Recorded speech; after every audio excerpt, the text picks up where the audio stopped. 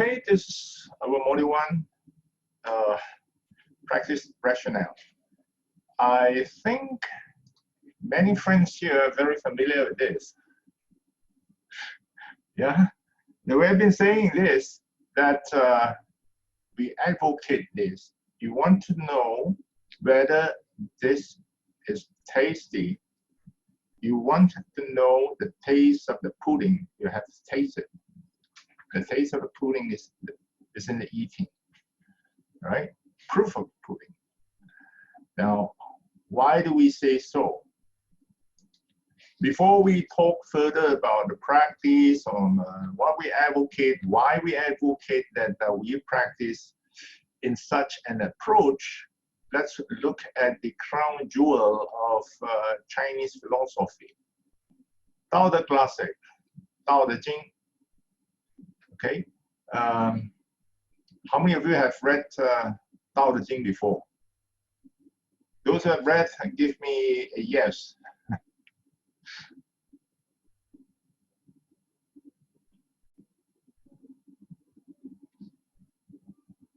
Oh, that many. Okay, interesting. Good, good, good.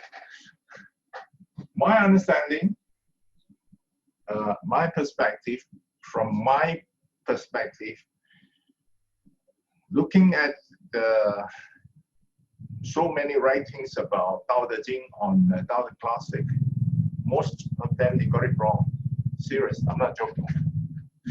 Yeah, mainly because most of those who have translated or interpreted means there are also Chinese who interpreted this Tao Te Classic. They got it wrong. Yeah. So you may find whatever that we try to tell you here, something a little bit different from what you have read. But then you have to decide and you have to find out whether what I'm going to say is true or not. Of course, this is not a class on Tao Te Ching. We are not going to talk about Tao Te Ching the whole evening. Yeah. Chapter 1. In the ancient days, the first chapter is always something like the cornerstone. You can understand if you look at what you call the chapter 1, then you will understand that this is the foundation stone for the whole book, right? Now, in chapter 1 of Tao Te Ching, what it says Tao can be practiced, but it is ever changing. That means this thing, you can practice it, but you must always bear in mind that it's ever changing. There's no such thing as this means all. No. Yes, if we insist that there is one thing that means all, then that is the pattern of Tao. But this is not for us to discuss here, right? We just go on by saying that Tao followed the natural pattern. And what is natural? That is module 2 content. That is what we discuss in module 2. And this is also another problem. Many people misinterpreted what exactly is natural. Okay, don't talk about that. This natural stuff yet. Yeah. So Tao can be practiced, but it's ever changing. Just keep in mind, right? So Lao Tzu also wants you to know that he's afraid that you may not be really, you may not be able to comprehend what do you mean by ever changing. So he said that name can be applied, but it's also ever changing. What do you mean by that? Now, let's say if you look at the picture, you look at the chair on your left. Do you call it a tree or you call it a chair? It's actually a tree, but it's also a chair. So this is done in UK by a couple.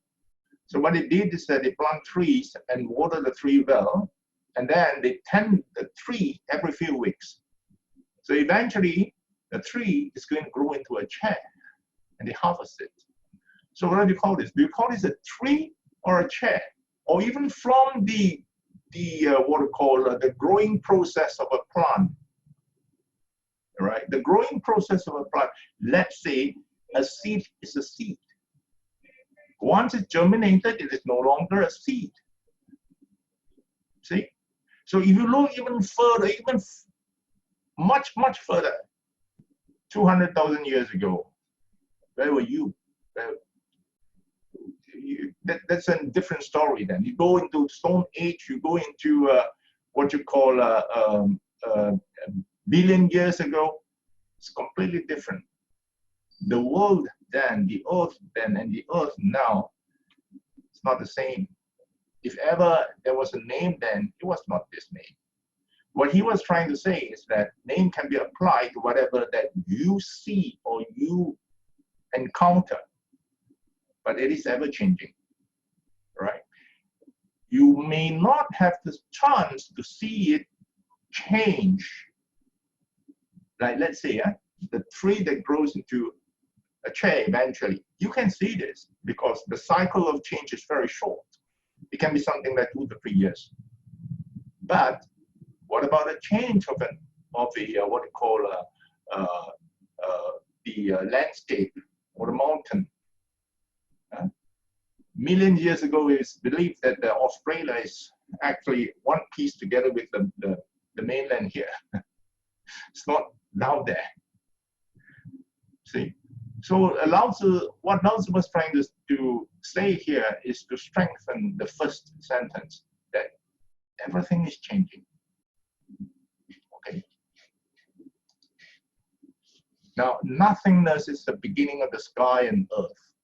I try to prevent, if you have been with us for a few courses, you understand that we don't use the term spirits and all this that much, because, well, we find that it's not necessary, right? And then you're not talking about spirits. Nothingness is the beginning of the sky and earth, right? So what he says is something like, before Big Bang, there's nothing else. After Big Bang, okay, you have time and there's space. Something rather scientific. I think in chapter 24 or something else, he talks about, Tao Te Ching talks about the evolution process, right? Of course, in a very brief manner. But he was the first guy who said this clearly, that nothingness is the beginning of the sky and earth, right? And that was more than 2,000 years ago. Now, Big Bang, after the first few seconds, you don't see anything else, just probably electrons shooting out. And then after 3 minutes, after 300 years, 300,000 years, after 1 billion years, after 14 billion years, we are here. This is the evolution process, right? So everything started from Big Bang. No time, no space. Then he said, existence is the mother of everything. Now this one is really difficult to translate. Existent, I choose the word existent, and still I'm not happy, all right? What he was trying to say is that, okay, you have nothingness, no time, no space, nothing. And then you have something else, right? And you have something, or you have something physical. And this something is the mother of everything. You be able to think carefully. The clothes that you wear, all right? The computer screen that you see, they are physical stuff, but they are from different things. So this everything is from something else which in existence. Okay, I hope I explained well enough.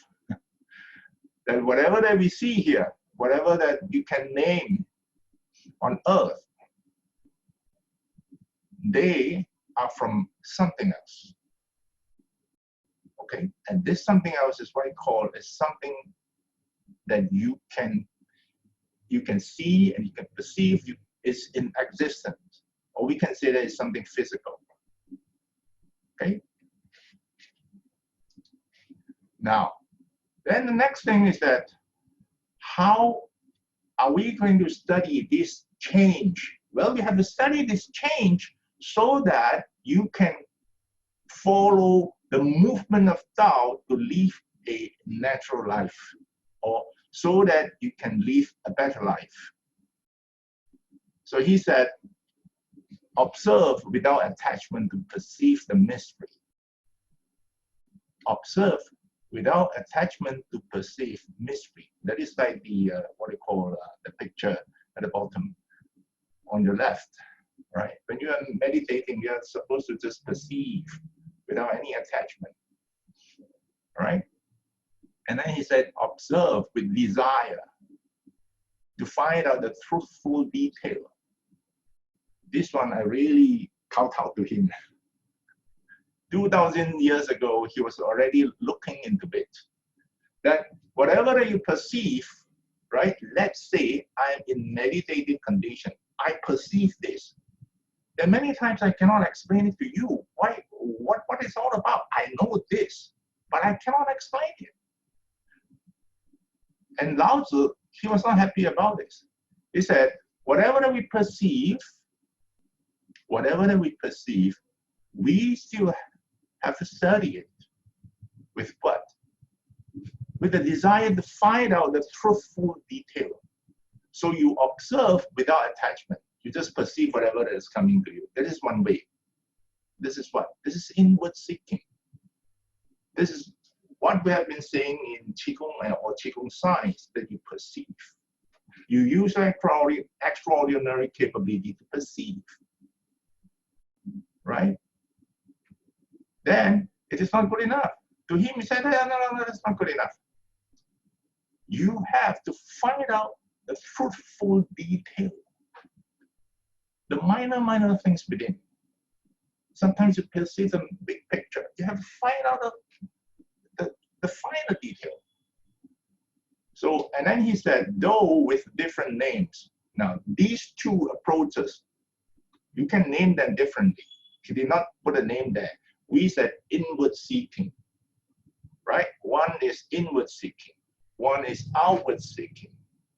Inward seeking, I get into what I call my Qigong state or perceptive state or my extraordinary capability state, and I just perceive. And I got the answer, that's it, right? Outward seeking is different. Outward seeking is like in a picture. You probably might even need to do some experiments, to study, to use a microscope to see what exactly is happening inside. See?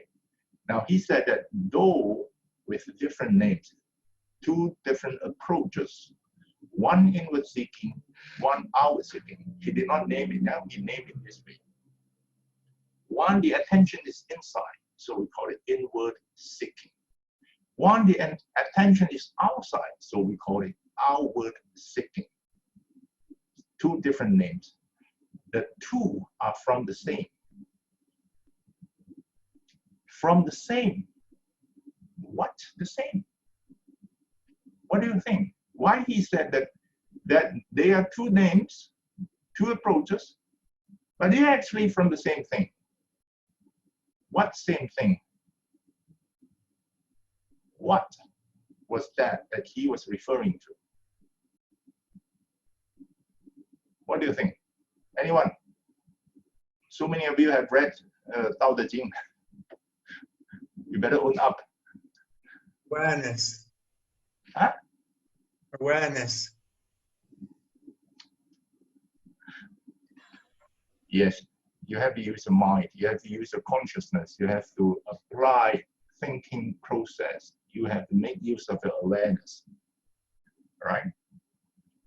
Both are mysterious. Both approaches are mysterious, and they are the door to understand mystery. Right? Both of them are mysterious. It is when you look into what the scientists are doing, never ever underestimate what's on their mind. Right?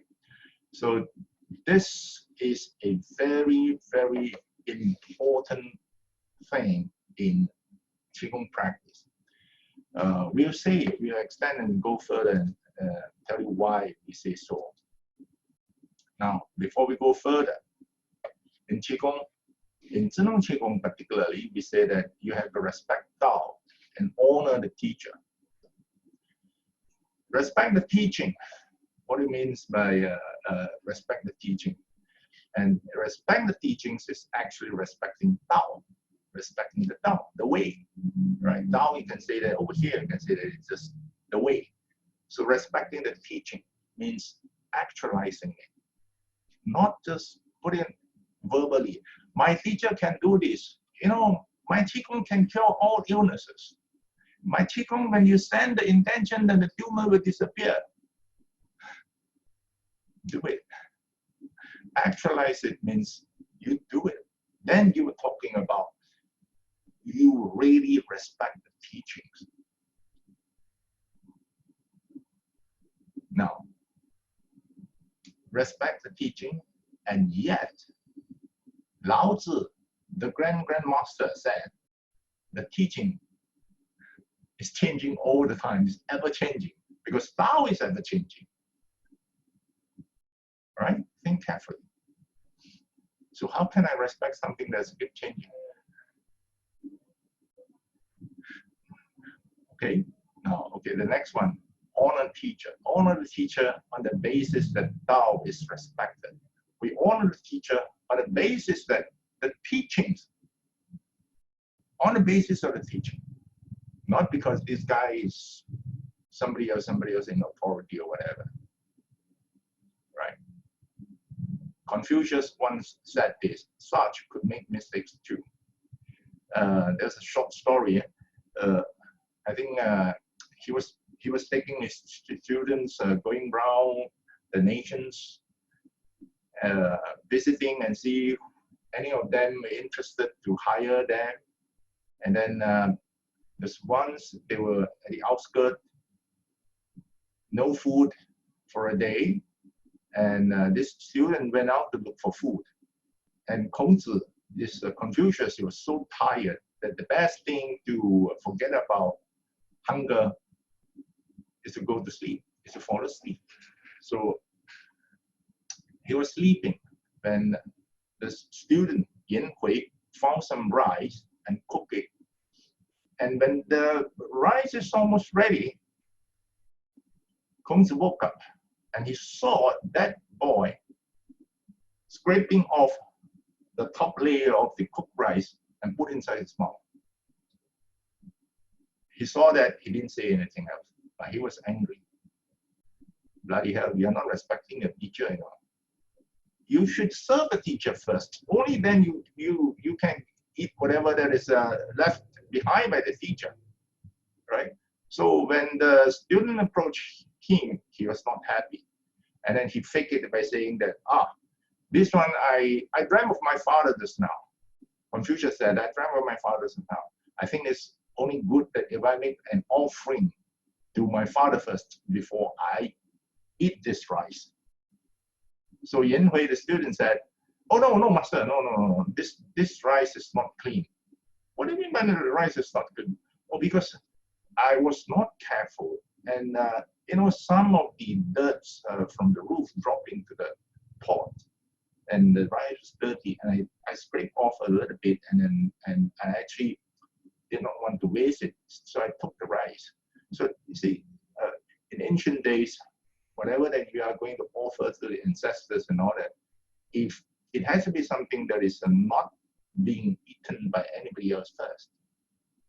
So this guy told Confucius about this. The student told him, then Confucius realized that he made a mistake. He realized that, okay, I was wrong. I was actually angry about my student, and that was my mistake, right? So that's why we say that such could make mistakes too. Now, why do we talk about this thing? A brief history of Zheneng Qigong exercises. I always say this, that you don't have to go round and round. You can be a jack of all trades in Zheneng Qigong. If you were to count the exercises introduced by Dr. Pang, the founder of Zheneng Qigong, you'll be surprised that there are how many are there. A friend that working at the center once made a record. He said close about 400 exercises. the big ones, the small one, the breathing exercise, the quiet meditation, the extraordinary capability, this, that, it says, oh, around 400. So at birth, birth of Zheneng Qigong back in 1982-83, they were lift chi up, body mind form, 5-1 form, and with 3 centers merge as the bridge. Bridge means from lift chi up to go over the body mind form, you practice this. All right? And then you practice this 3 centers merge. From body mind form, you move over the 5-1 form. You also practice this 3 centers merge. Okay? So 3 centers merge was merely a bridge during that. And then around 1994 and 1997, 8 Qi cultivation methods were introduced. Why? Because the founder, Dr. Pang, found that the progress was not good enough. They are not as strong as what he had expected it to be. So he said, you need something else stronger. And let's have these 8 exercises.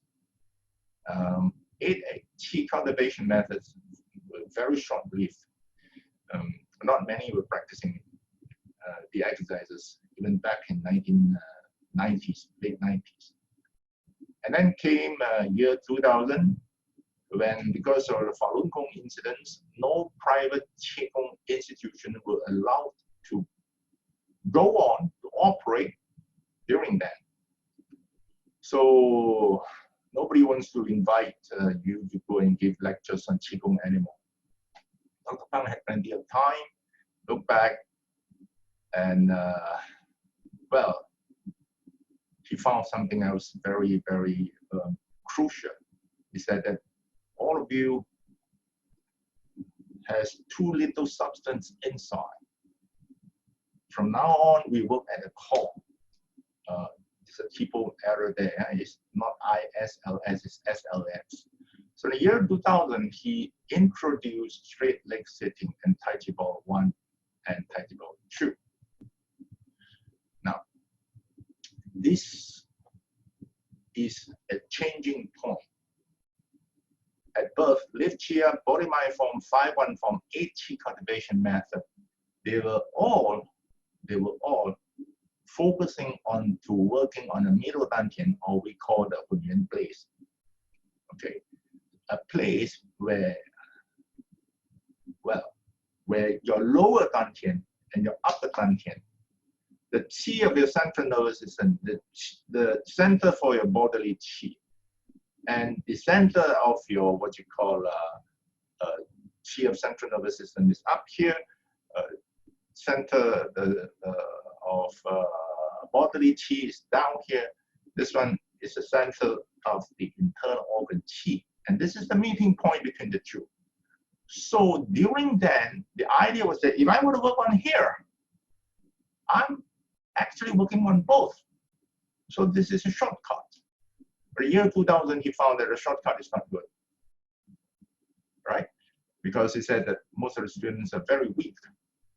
So he introduced SLS, straight leg sitting, and Tai Chi Ball 1 and 2. Actually, Tai Chi Ball 2 was not something for the mass public. Okay. Then came 2004. Exactly, it should be 2004, not 2015. 2004, Dr. Pang started to investigate and started to look into a shortcut to go directly into the mind, the so-called chanting. Initially, it started with chanting chanting the syllable right? And in 2015, he came out with the idea of a second pattern of life activity, right? You use your awareness, you use your consciousness to make changes directly, all right? And to be able to do that, you practice chanting, right? Now, if I want to drink. I have to reach out for the cup and get it. I get my water. Now, what is the second pattern of life activity? In a very exaggerative manner, I am trying to be exaggerative so that it's easier to understand. Means I give an order, I want water. Either the water will come to me, or the cup will just float up here and then pour into my mouth. That is second pattern of life activity, right? Your awareness, Y2T, your consciousness, and make changes directly. And the way to reach that level is by chanting or N. So you can see the first phase is working on the middle point between the two so that one stone can kill two birds. And then came the year 2000. It is like, okay, you work on lower dantian first.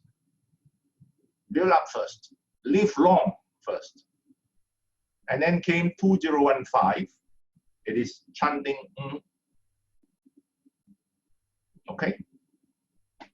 Now, then came 2018. It is another one. It is called ZZZ. 中自装 so 3Z. Middle standing meditation, where you stand with your hands putting this way. Yeah? We'll talk about this when we talk about standing meditation. Now, sometimes it is very funny. When I first introduced SLS in 2006, many said, very funny story. And actually, the sad part of it is that you are pitting teachings from the same teacher, you see. So first phase and second phase at war. Seriously. And then after some years, okay, this is too important.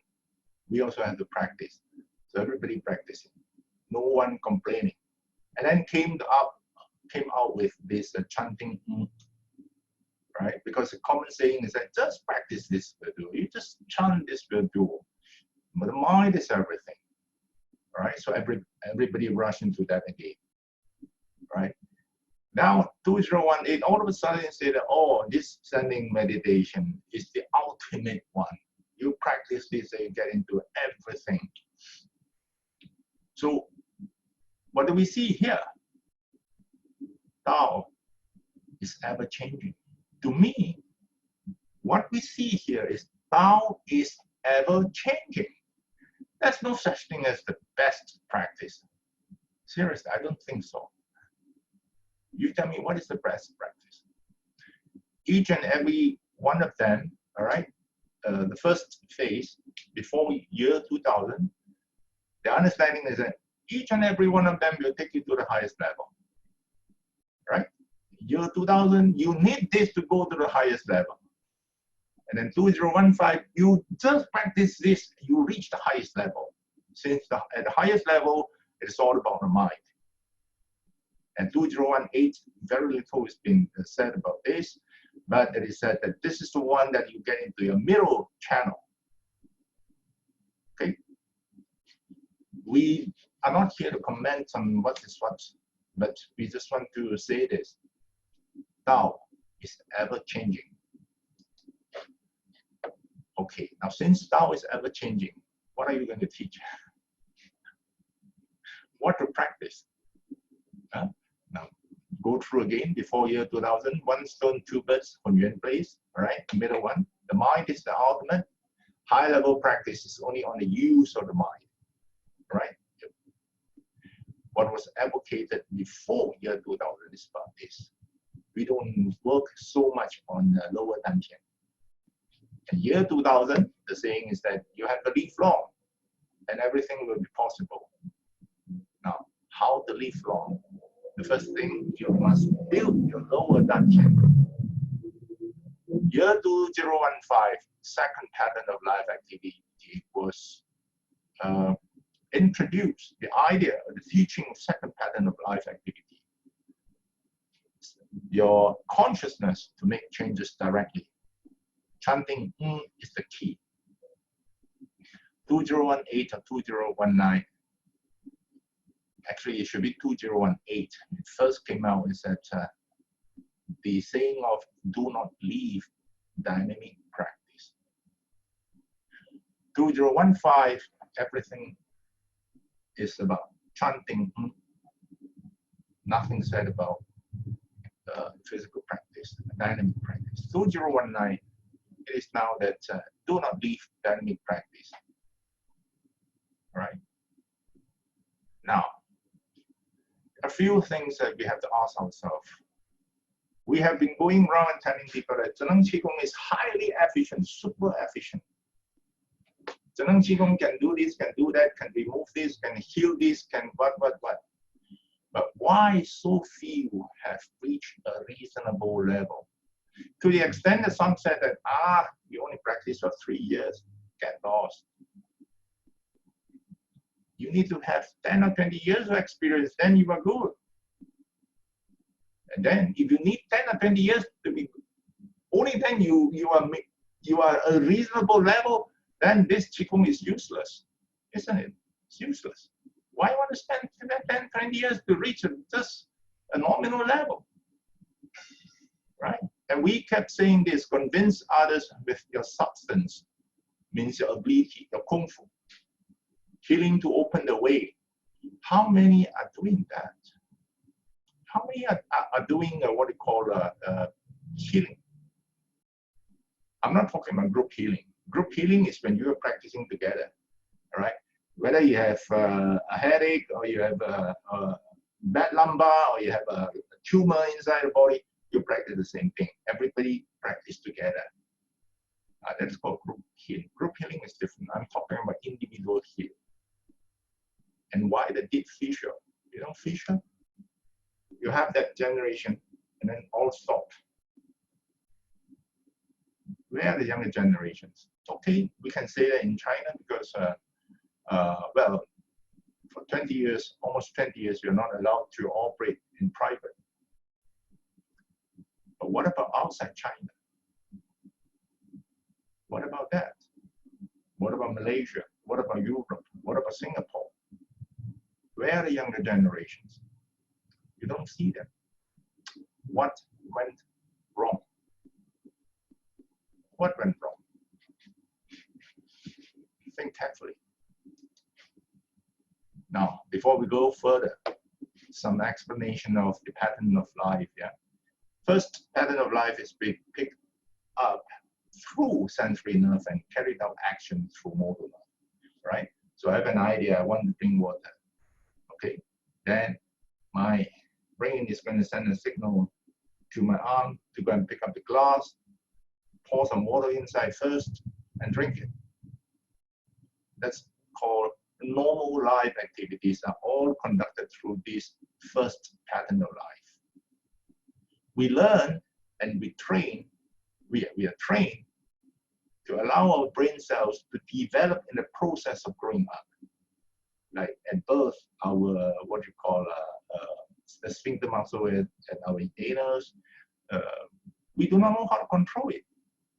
See, so our parents trained us, and then we learn how to control it. What is actually controlling it is the brain, the signal from the brain. So this is a process. Okay. Then the second pattern of life is consciousness works directly with the outside world. Now, what I've just said just now, I need some water. Water, come here. Okay. You work through your intention directly. Right. The one about drinking a glass of water, that is highly exaggerated. Right. On the other end, it is something like creation of photons that I send intention, and then I create photons. I send intention, I create heat. I send intention, I create electromagnetic wave. Right? That is on the other end. That is rather simple. Now, why the change from previously we don't talk about it, or why the changes, why the phase 1, the phase 2, and phase 3. What should I practice in 2020? What do we advocate? Again, I put it that way, that I don't think that Tao is ever changing. There's no such thing as the best practice, all right? So what I advocate here is something that I have gone through, right? Now, observe without attachment to perceive the mystery. Observe the desire to find out the truthful detail. What I'm advocating here is something that I have gone through, seriously. I always tell them, if I'm not able to sit down 1 hour, I will not ever ask you to sit for half an hour. I'm not able to practice 1.5 hours, I will not advocate you to even stand for half an hour. Yeah. This is from what they call another Taoist text in Qigong practice. Sitting down to seek Tao. Sitting down to seek the way. Sitting down to seek enlightenment. Realization is through a Tara flow. The Tara flow is Tara flow of Qi throughout the whole body. Right? You can try and sit down. You don't have to cross your legs. Just sit down quietly. How long can you remain there? Many people will find discomfort here and there. See? So shallow when it is on the mind. Sometimes, like I've said before, that you practice the Qi. Wow, fantastic. Everything into Qi. No arms, no legs, no head, nothing else. You actually experience something like that. Everything is Qi. Nothing, no body, nothing else. But when you try to push your arm through the wall, you fail. So that's what we call shallow when it is on the mind. Profound when it reaches the physical body. That means if you can really, and this is ancient Taoist speaking, I'm not saying that one day you will be able to walk through the wall, right? So the Taoist then said, shallow when it's on the mind, you feel that no shape, no form now, right? And you feel that you're able to walk through the wall. If you fail, that means you're at shallow level. You're at profound level means it reaches the physical body. You can actually walk through the wall. Yeah. So what they're trying to tell you is that the training must reach down to your physical body. So what do we advocate? Number one, stay with the management of emotions. Okay. Number two, try to understand a dynamic practice is meant for the management of emotions. All right. Number three, work on the consciousness. Now, in this class, we will go through this, right? One after another. And what do we advocate for the practice? We are the supporter of this life and mind originating from the gap. If you look into that slide,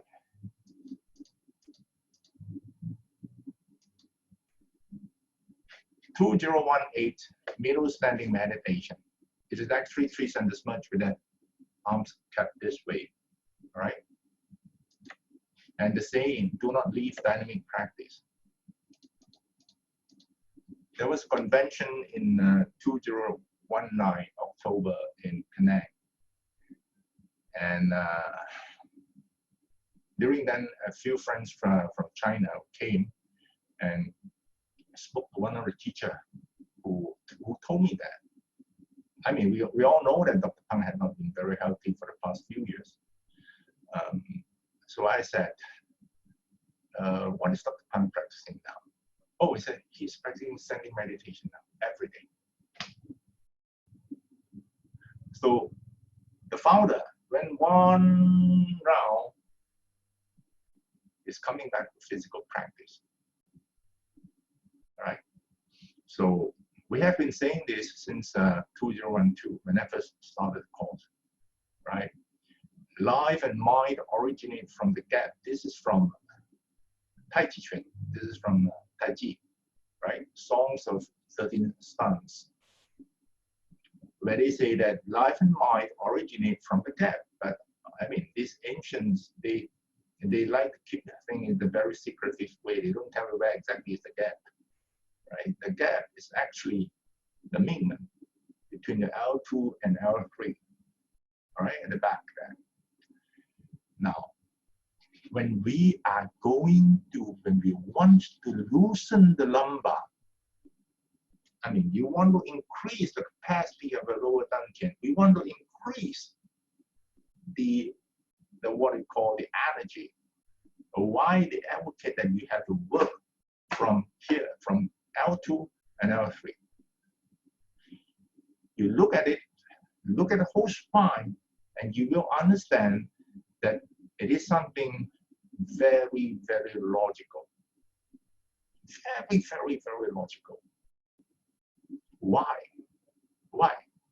Why do we work on this yellow section, or actually the first 1, 2, 3, section 1, 2, and 3 of the yellow section? Anyone? Why do we start from here? Why can't I start from the green one, or the blue one, or the red one? Why? Why Mingmen is there means I have to work on that.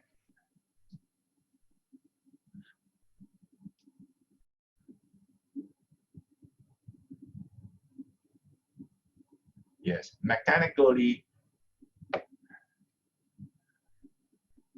the gate of life. Yeah, why must I start from the gate of life? The important thing is that you look at it carefully. The blue section, you have the ribs attached to it, the thoracic column, right? So means what? Wow, these fellas, they are being what you call entangled by too many ribs, so it's not easy to move. If you look at the green section here, the sacrum, right? There's 2 hip girdles attached onto it. In fact, the sacroiliacal joints, they are the most difficult to open. The most difficult. Once you can open this, you can loosen your coccyx. They come in one package, right? These 2, they are the most difficult. So the easiest one is actually the yellow section. Why not the red one? Oh, the red one is worse because you have to pass through everything. There are many things that's attaching them. The clavicle is here, the shoulder blades, they're connected, all this. And that's the reason why in ancient days, the red section here, the cervical, yeah, the whole section is called ladder to heaven. It's not easy to go up to heaven. So this is the most difficult, right? The easiest to loosen is here. Mechanically, the yellow section is the easiest to work on. And see, this Tai Chi founder is very smart. Work on here. And then, because loosening of the lumbar requires plenty of energy. And where do we get energy ordinarily?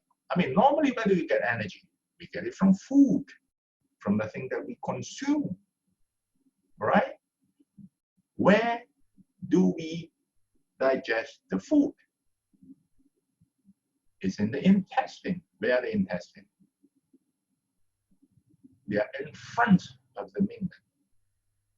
See? So logically, naturally, physiologically, logically, this is the best place to start. This is the best place to start. Easiest to loosen up. Yeah. So Qigong is science.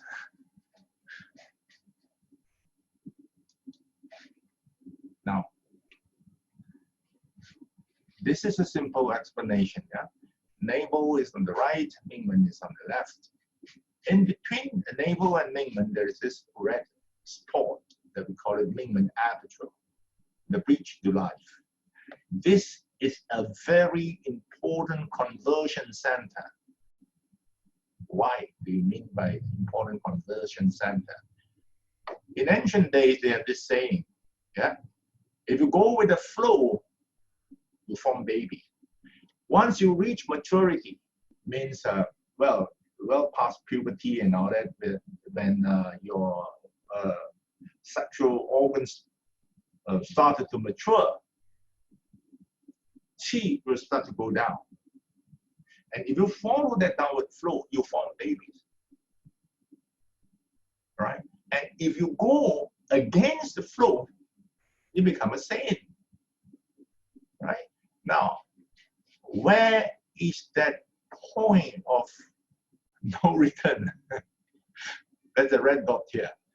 If you allow it to go lower than this, then you form babies, right? You have plenty of sexual desire. If you allow it to go above here, then you have vitality, because your energy will be converted to what you call the essence for your brain. And the brain is the most important organ for humans. 70% of the oxygen consumed by us, 70% of oxygen taken in by us is being consumed by our brain. Yeah, so this is important. And where is this part? This is 30% towards the back, 70% almost there. You just need to know almost that way too. And many times you talk about pulling up Hui Yin, and then we misconstrue that Hui Yin is at this area, the blue perineum. All right.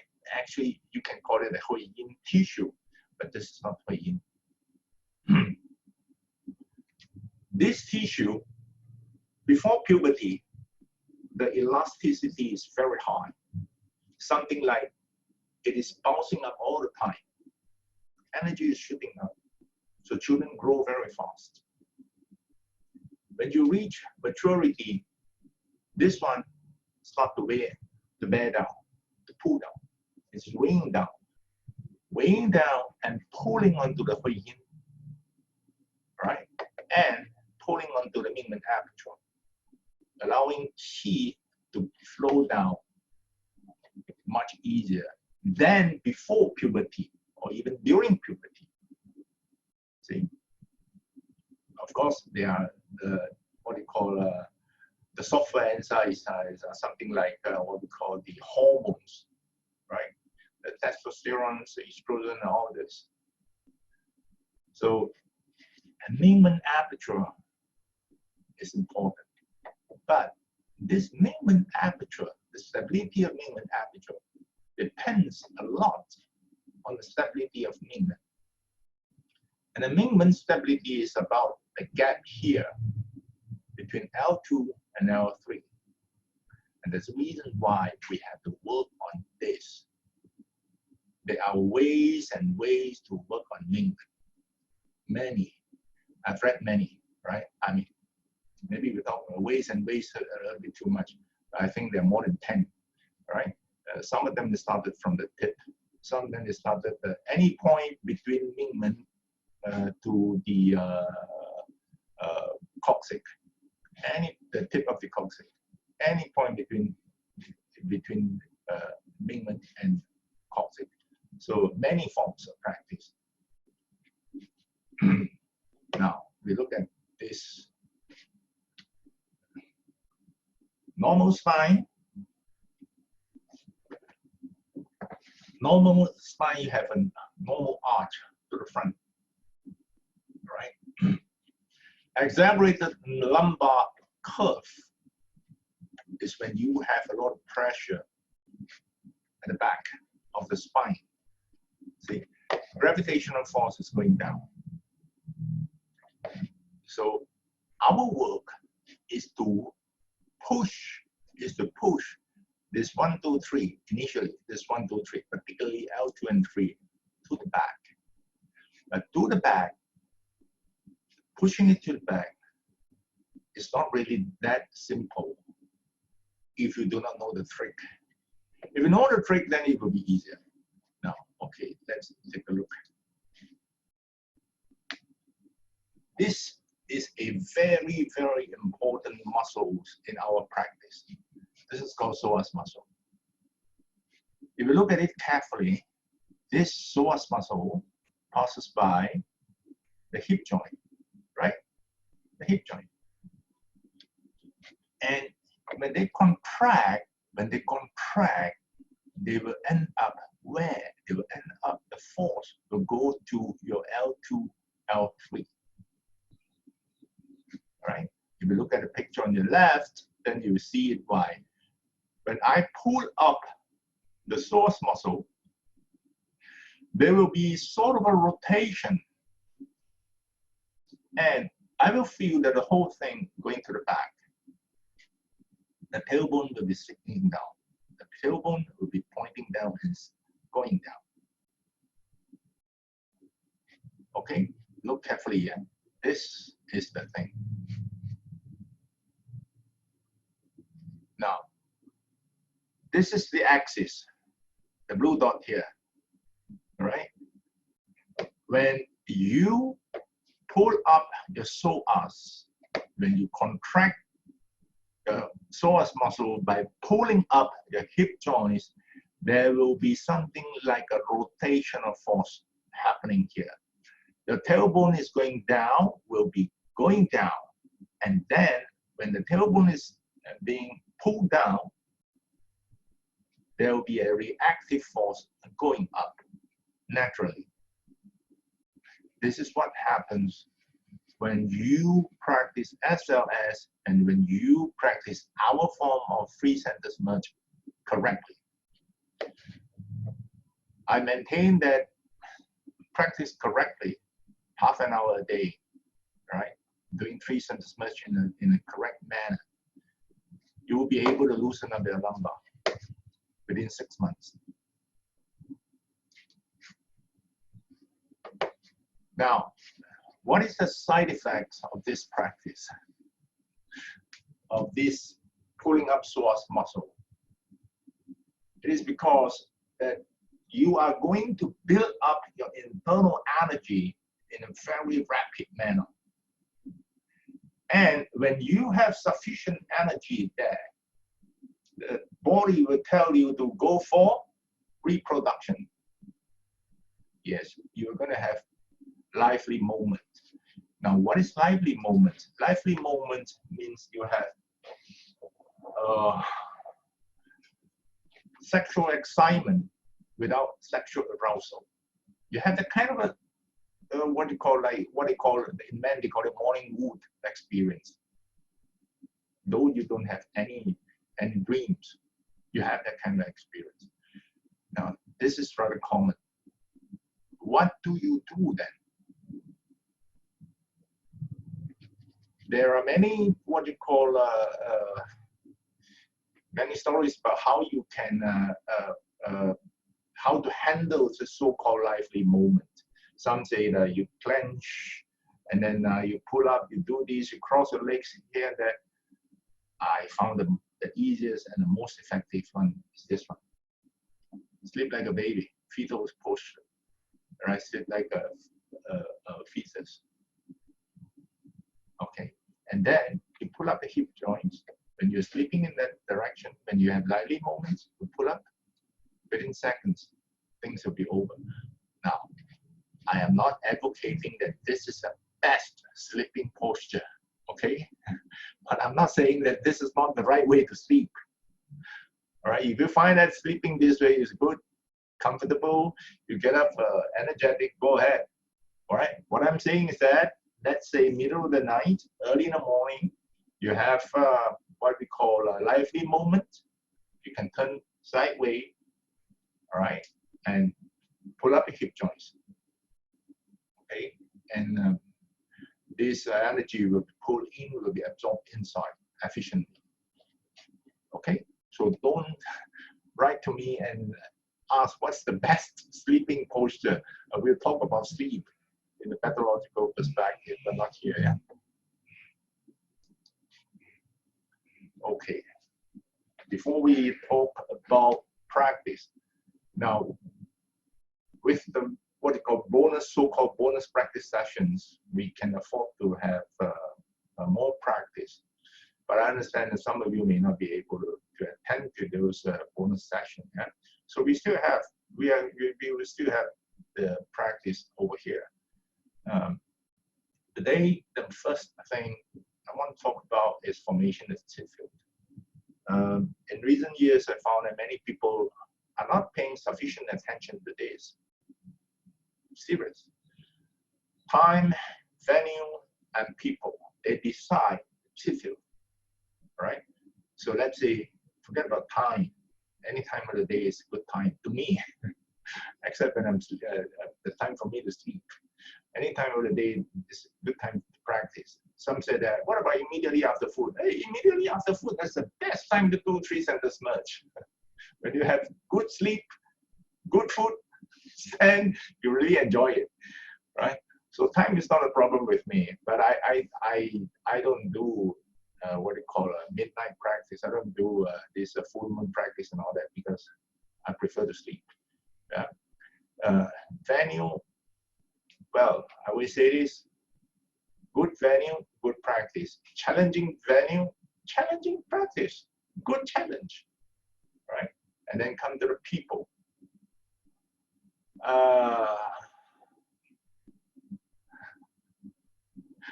1 a.m. you better go to sleep. We'll send the recording to you. And when we talk about people, sometimes many people mistaken that the bigger the crowd, the better it is. Not true. Not true. Completely not true. The level of practice of the crowd is important. Okay, people hear that too. Yeah? One is the crowd, the other one is the teacher. So let's say the same teacher. The bigger the crowd doesn't mean the better. It depends on the level of practice. It's something like if the teacher has a what you call a very refined tip field, very refined tip field, but the crowd is not of that level. They will pull the level of practice of that teacher lower. The intensity might be strong, the refinement will be poor, right? You may not really, for those who just started practicing, you may not be able to really understand this. But the more you look into the practice, the more you practice, eventually you know it. That it doesn't mean the bigger the crowd, the better it is, right? And then we go back to venue a little bit. It doesn't mean the bigger the space, the better it is.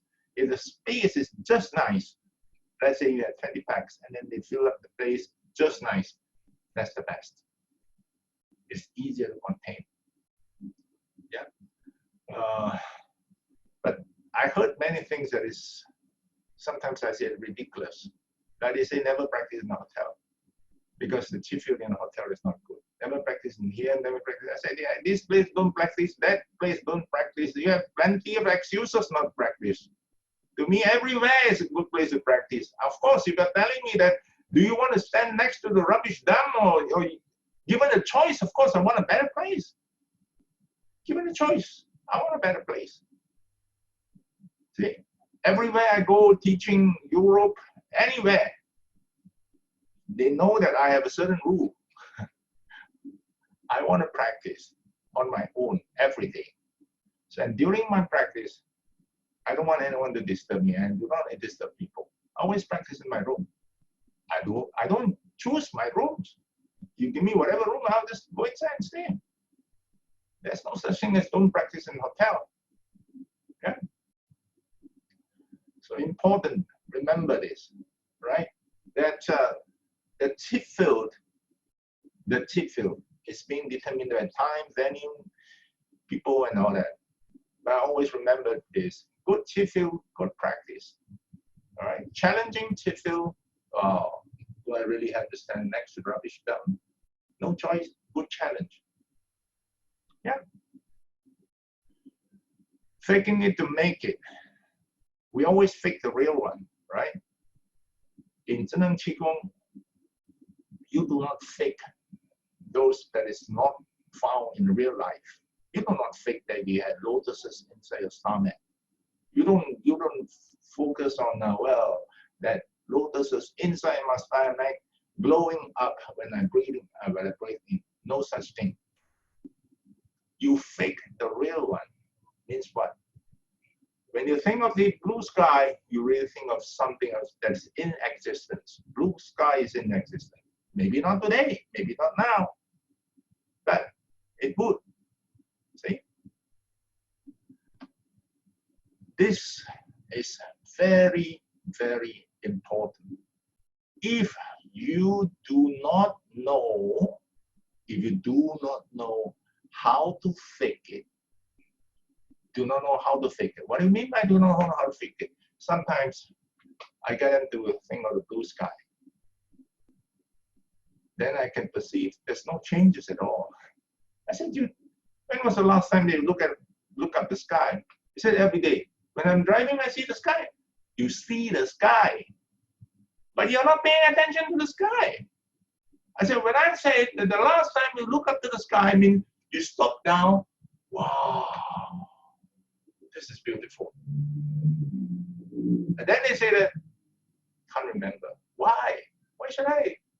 Every day, blue sky is there. I don't see blue skies there. I see blue skies also there. No, it is extremely important for the practice. Try to do an experiment. All right, you go out one good day, beautiful blue sky, just sit down there, stare up to the blue sky, no blinking for 5 minutes. After that, you close your eyes. Find what is happening inside your body. Right?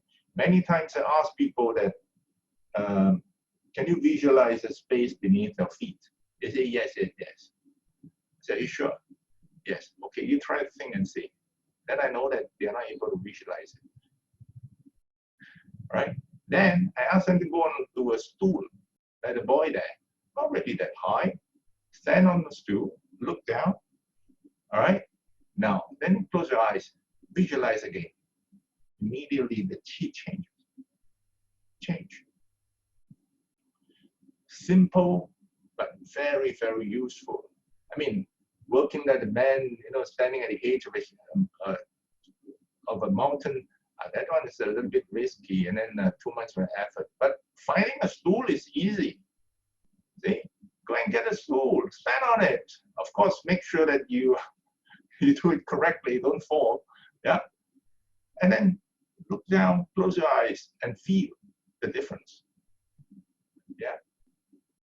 Now, we do a simple experiment just to show you how important is the blue sky.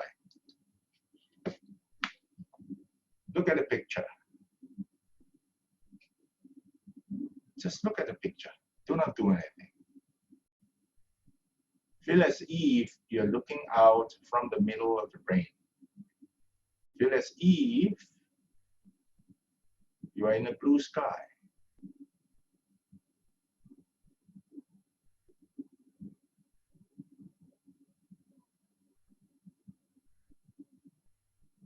What do you feel?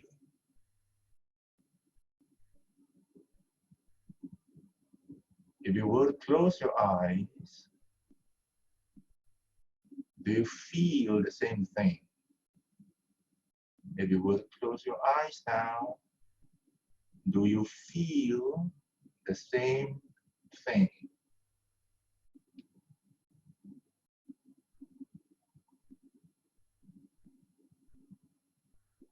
Open your eyes again to look at it.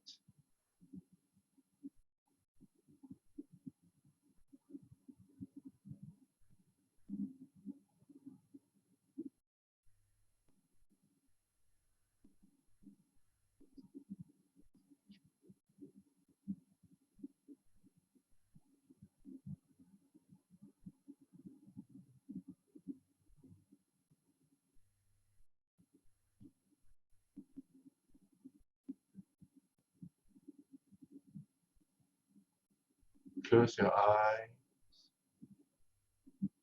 and feel it. Do you feel the same thing?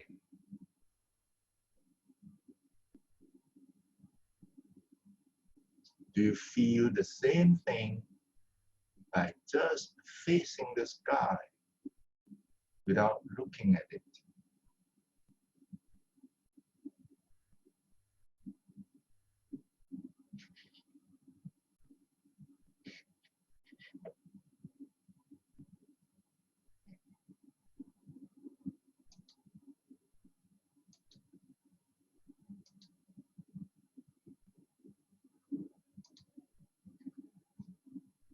Close your eyes to feel. Close your eyes to feel.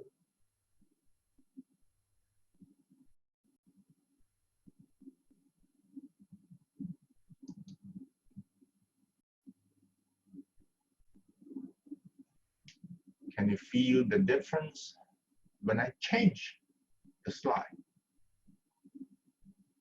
It is a different slide now. Can you feel the difference?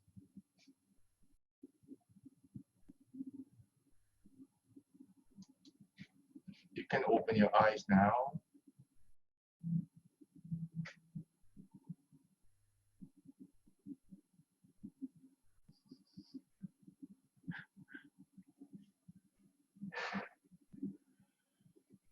Okay. What do you feel? What do you feel inside your head, inside your chest?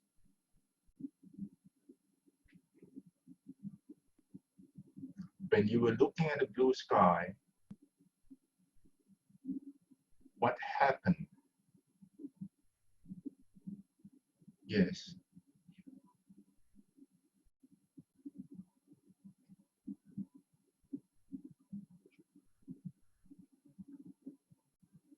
Can you feel the difference when I change the slide?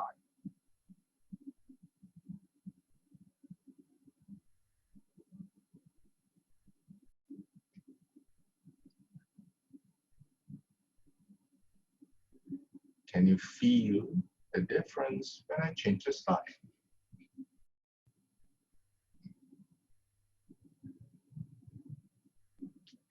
Yes. What's the indication? Why I change the slide then different? Well, I did not open my eyes.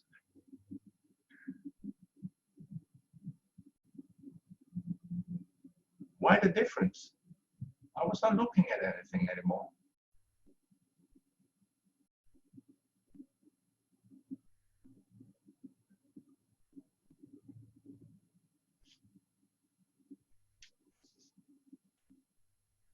Anyone to answer?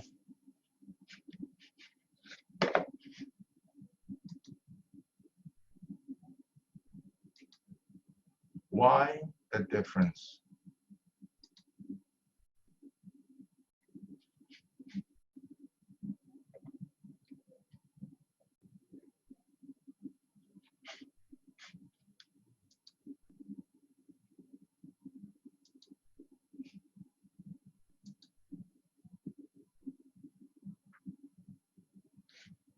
Ah, finally, there's an answer.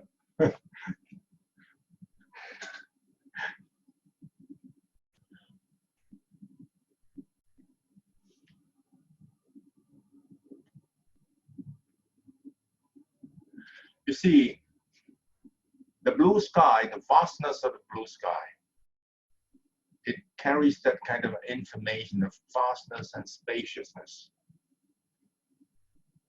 Serious. Most of the time that when I mean, given the opportunity and ask them to, okay, go out and look out. That was, well, not every time I have that opportunity because when you're working in the office, then it's difficult. You can feel the changes inside that. Right? They just look up, not doing anything.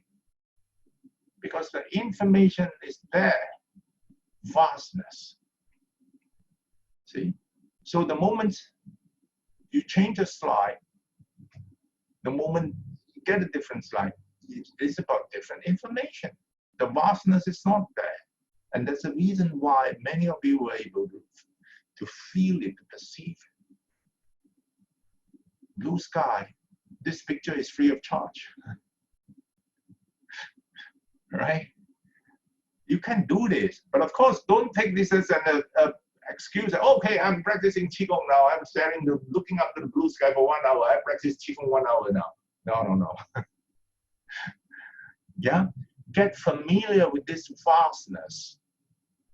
Get familiar with this. Your practice will change. The formation that you feel, that all this is the beginning.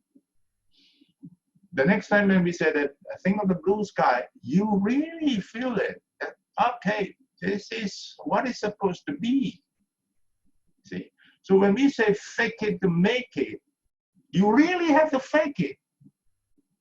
I've never seen, let's say, I've never seen a Rolls Royce, right? So one day you drive a car that I've never seen before, you drive, and this is Rolls Royce, this is going to cost you 2 million. I probably have to believe you because I've never seen it. So if you want to fake it, you really have to fake the real one.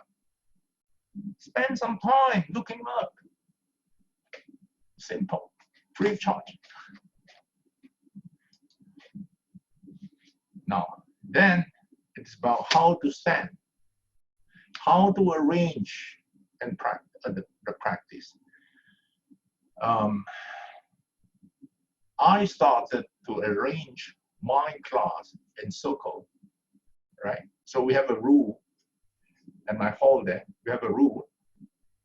Whoever comes into the hall, your left shoulder must be pointing to the middle.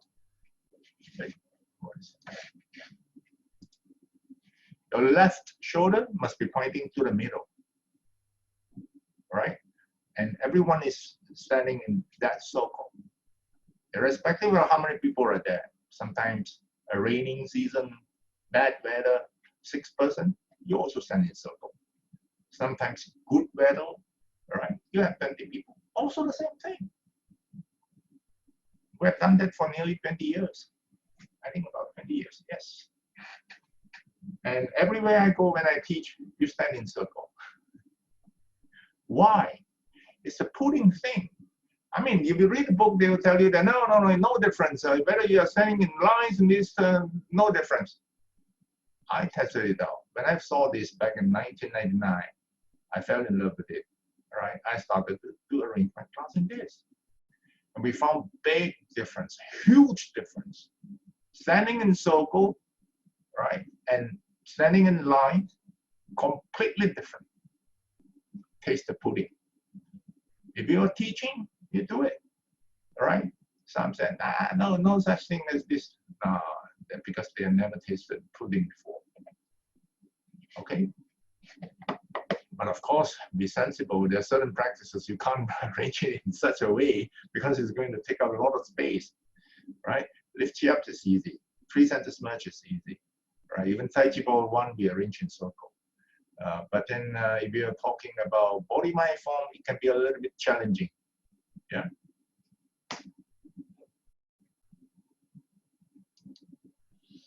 Okay.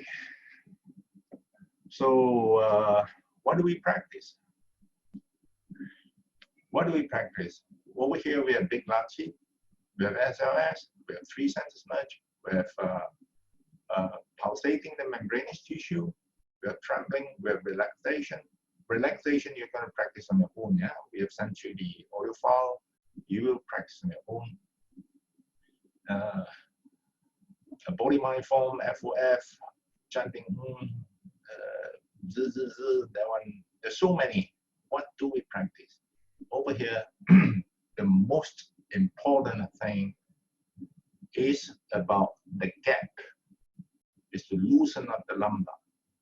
But 3 center merge, SLS are extremely boring exercises, right? And to make life a little bit more interesting, we have to put in things like lift chi up, PNT, trembling, to make it more interesting. Yeah, PNP is very, very special. This is actually stage 3 of SLS. But we found that this is so much fun and so much more useful. We brought it forward. Okay. Bye bye. If you have any question, remember, send it to us.